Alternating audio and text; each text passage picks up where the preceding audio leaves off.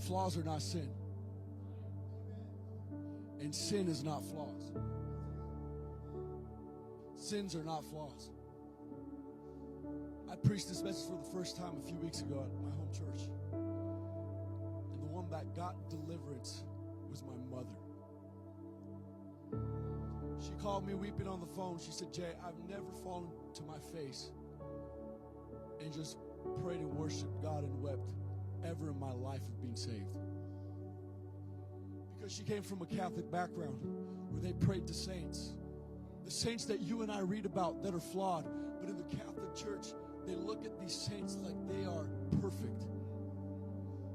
So she read the Bible with an obscure perception, reading about these people that were flawed, but she thought, I could never be what they are. And my mother, who's been in church since the 70s, can I tell you right now, I have noticed a difference in her in the past few. She got her deliverance because she thought her flaws were going to keep her out of heaven.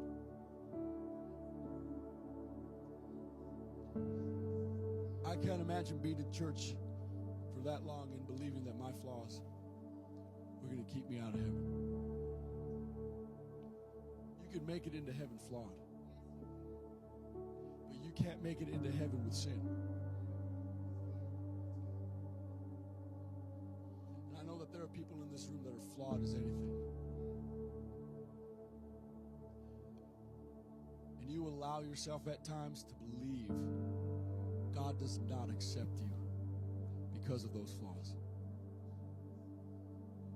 You act up in the moment of the flesh. In the flesh, you may have a temper. You might be quick to be angry sometimes. But then you don't pray because you feel like God won't accept your prayer. Some of you young men, you might fall flat on your face doing something absolutely just ignoramus. Something just completely ignorant. And then now we no longer have the passion for Bible studies. Why? Because God can't use this.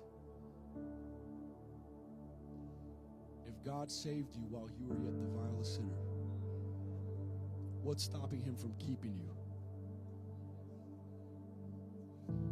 God's love for you and I never changed.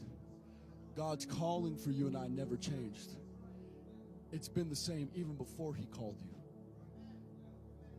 God does not love you any less now, and he doesn't love you anymore. His love is perfect.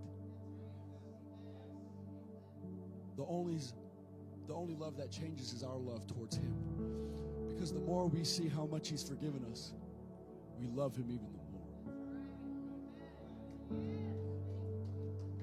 I want to know right now in this room, and I know that there are voices that have been talking to some people's minds that literally you are contemplating whether or not you're capable of being saved or staying saved.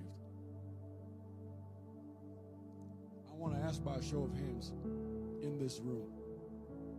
And I want you to raise your hand. And let me tell you, there's nothing wrong with raising your hand.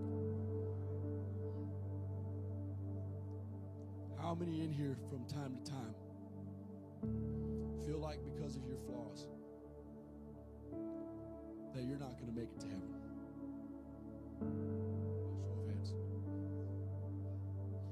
But let me tell you what that does to you.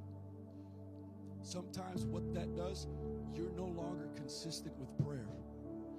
You're no longer consistent in studying because you feel like, what's the use?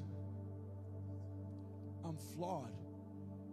And until the day comes where you feel better about yourself, then you pick that Bible up again.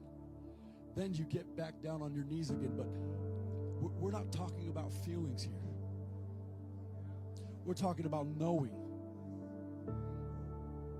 Faith is not a feeling. Faith is knowing. Faith is knowing that it is the substance of things hoped for, and it is the evidence of things not seen. Because you could feel like you're not forgiven, but the book says you're forgiven. God wants to set some people free in this room right now. If you've just been battling with your flaws and you've just been despising yourself in your heart,